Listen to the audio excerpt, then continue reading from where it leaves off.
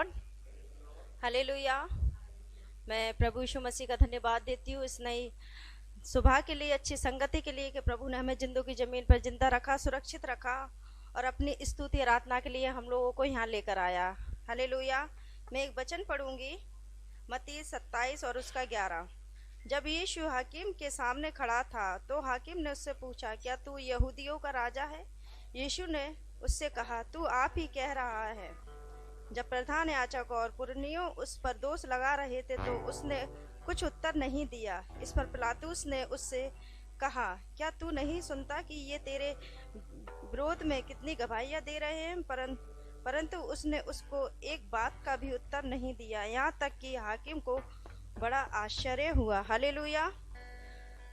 मैं इस वचन से मुझे बहुत आशीष मिली और इस वचन से हमें देखने को मिला कि प्रभु यीशु मसीह अपने आप में खुद जानते थे कि वो कौन है ना। किसी को उनको बताने की जरूरत नहीं थी कि वो कौन है, क्योंकि वो खुद ही एक परमेश्वर थे। हालेलुया।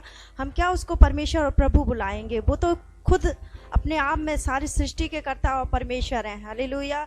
हम उनको बड़ा क्या बनाएंगे? वो सारे हर चीज़ों पर राज्य करने वाले, प्रभुता करने वाले प्रभुओं के प्रभु हैं। हालेलुया। जब मैंने इस वचन को पढ़ा तो वो अपनी सफाई में कुछ नहीं कह रहे थे, क्योंकि वो अंदर ही आप खुद जानते थे कि वो कौन है ना। तो कई लोग ऐसे संसार में दोष लगाएंगे, अपने ही दोष लगाएंगे। जब उनको कोई चीज़ नहीं मिलेगी ना कुछ करने के लिए, मतलब इंसान को कैसे तकलीफ दें, तो वो कुछ ना कुछ आपके ऊपर दोष लगाएंगे। लेकिन मैं सच बताऊं, मुझे प्रभु जानता है कि मैं क्या हूं और क्या नहीं हूं, है ना। मुझे किसी को सफाई देने की ज़रूरत नहीं है, क्योंकि मेरा खुदा मुझे खुद जानता है। मेरा प्रभु मैं सच बताऊं, मैं जब प्रभु में आगे बढ़ रही थी तो उस समय मेरे जीवन में इतना दुख और संकट नहीं था जब मैंने प्रभु को मतलब ग्रहण किया था नए नए समय में। लेकिन जैसे जैसे मैं प्रभु में बढ़ती जा रही हूँ, ऐसे ऐसे मेरे पास आजमाइशें आ रही हैं कि मैं आपको बता नहीं सकती।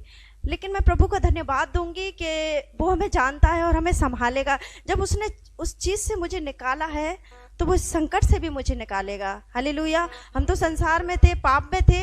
जब उसने पाप से हमें जब धर्मी होने के लिए हमें बुला लिया, अधिकार दे दिया, अपनी संतान बना लिया, तो वह दुखों से भी हमें अधिकार देगा, निकालेगा, हर एक चीज़ पर हमें अधिकार देगा। उसने कहा है कि तुम सांप और बिच्छुओं को मारोगे, है ना।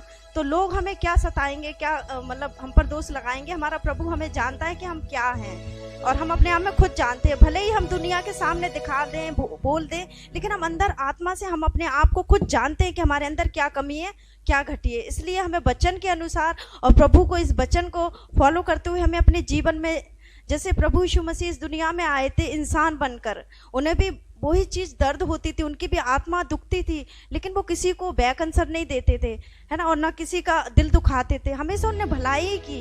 इस तरीके से हमें भी उनकी तरह अपने जीवन को जीना है और कोशिश करना है कि लोग तो बकेंगे, एक कान से सुनो दूसरे से निकाल दो, लेकिन मैं प्रभु का धन्यवाद देती हूँ कि वो मुझे संभालता है और अपनी सामर्थ से भरता है। Praise the Lord.